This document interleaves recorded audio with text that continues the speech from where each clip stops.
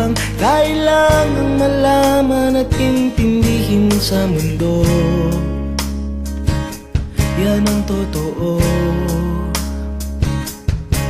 Nagkakamali ka kung akala mo na ang buhay ay isang mumunting paraiso lamang.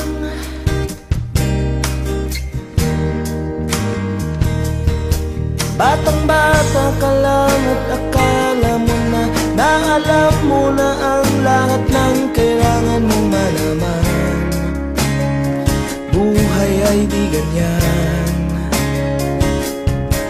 Tanggapin mo na lang ang katotohanan na ikaw ay isang musmus lang na wala pang alam. Makinig ka na lang, makinig ka na lang.